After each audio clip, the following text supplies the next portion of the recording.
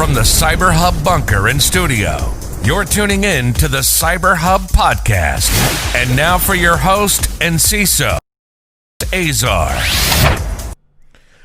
Hey folks, good morning. James Azar here. It's November 19th, 2020 for the Practitioner Brief. I hope you're all set. I hope you're having a magnificent week.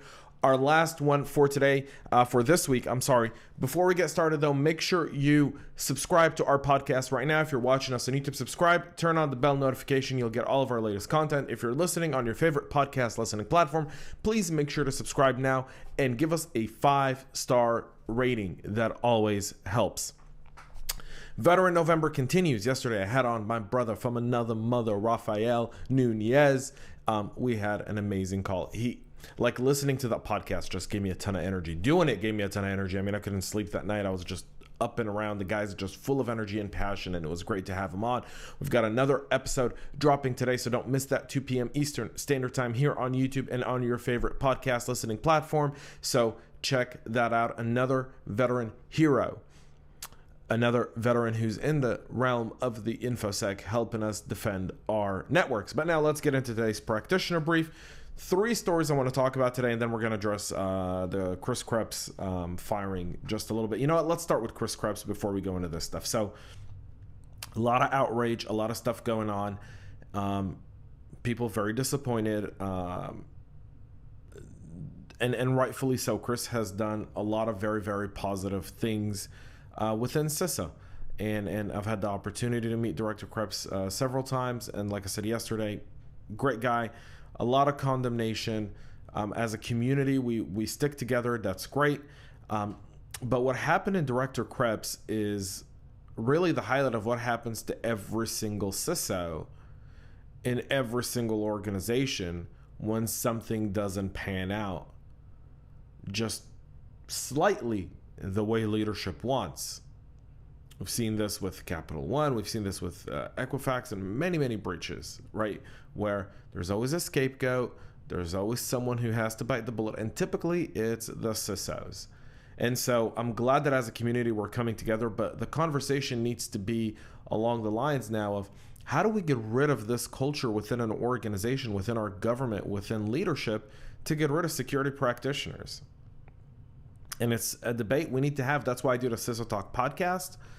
That's why I highlight CISOs, because if we don't get our voices heard, if we don't start controlling the conversation and building our narrative, our view, our challenges, our ways of doing it, then we're just disposable red Solo cups at a party.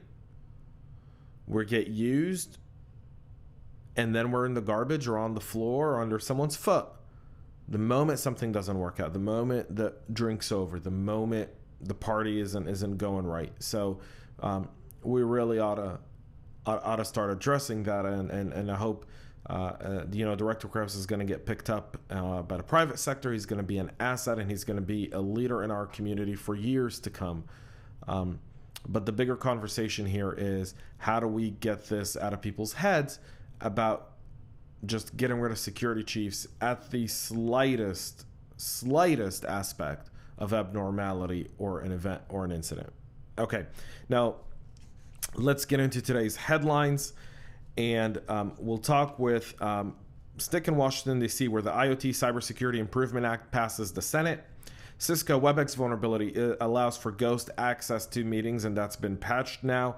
And Google Chrome 87 closes high-severity NAT Slipstreaming hole. So let's get into a bill I spoke about right when I started this podcast, which was the IoT Cybersecurity Improvement Act that was introduced in 2017, reintroduced last year, and passed in the House of Representatives in September of 2020. The legislation introduced by Will Hurd from Texas, Robin Kelly from Illinois, and Senator Mark Warner and Cory Gardner.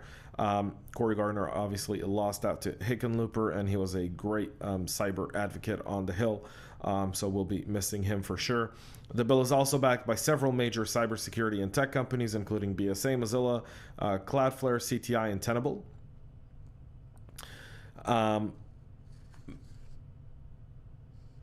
Bottom line is this ensures the IoT Cybersecurity Improvement Act requires NIST to issue guidelines and standards to the development, patching, and identity and configuration management of IoT devices.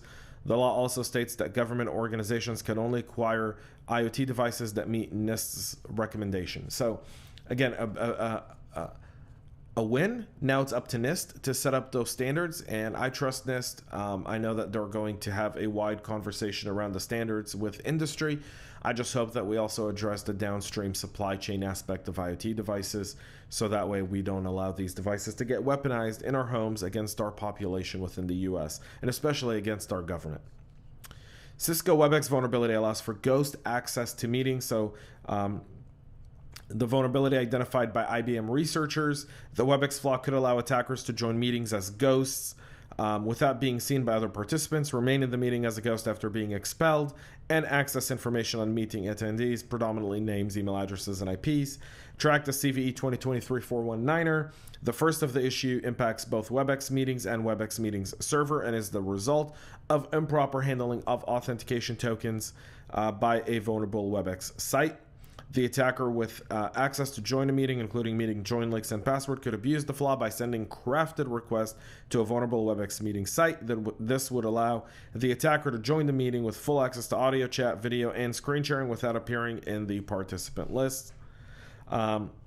No workarounds are available for the bug, and all Webex meeting sites prior to November 17th of this year are affected. Cisco explains that Webex meetings 40.10.9 and earlier for iOS and Android are affected too, as well as Webex meetings for Server 3.0 MR Security Patch 4 and earlier, and 4.0 MR3 Security Patch 3 and earlier are all that. Cisco rolled out patches on the 17th, a few days ago. Given the Webex meeting sites are cloud-based, no user action is required at this time. However, the same update also patched several other CVEs, predominantly 2023-441 and 3471 as well. So make sure you check that out and ensure that your automatic updates and cloud-based sites are also updated. And finally, our final story, Google Chrome's 87 closes high-severity NAT slipstreaming hole. The hole, which was reported earlier this year, is now patched up and ready to go. The flaw was around the network address translation, which translates the IP address of computers in a local network to a single IP address. Google released patches for several other high-severity vulnerabilities. But other flaws include the used after free glitch in the payment component of Chrome and several others. So make sure that you update your Chrome browsers if that's what you're using. Now with the new version, seals all of that. That's it for us here this week, folks. We'll be back on Monday with a lot more content and Practitioner Brief. Next week, my birthday's on Saturday, folks. And so next week, Sunday, Monday, Tuesday, Wednesday, and Thursday, leading up to Thanksgiving, I'm highlighting on the Veteran November series people who have really been instrumental in my career, veterans and people who've been leaders who've challenged me to think and be different. And so check that out. Those episodes will start to air on Sunday with my very good friend Daniel Sergile, and we'll continue with one of probably the smartest CISOs I know, and Vladimir and so forth and so on, and my buddy John Bone and so many others that'll be joining me to do just that and talk a little bit about their life and their career. But for me, it's the people who've impacted me the most. So that's it for us here, folks. Thank you so much for tuning in and listening. I do appreciate your support. Make sure to subscribe. Until then, folks, enjoy your weekend. Next week is Thanksgiving, so it's a short week. We'll be doing the podcast, the Practitioner Brief, Monday through Wednesday. We'll be off Thursday and Friday. We'll still have our Veteran November episodes airing, and we'll be doing 2 a day on Thursday and Friday. Simply, I've recorded so much content with so many people that I've decided for Thanksgiving I'll spoil you and give you something to listen to while you're waiting for your turkey to be done. Until then, folks, thank you so much. Have a great weekend. Enjoy it. And most importantly, guys, stay cyber safe. We love feedback, so make sure to connect on social media and subscribe to our podcast on your favorite podcast listening platform.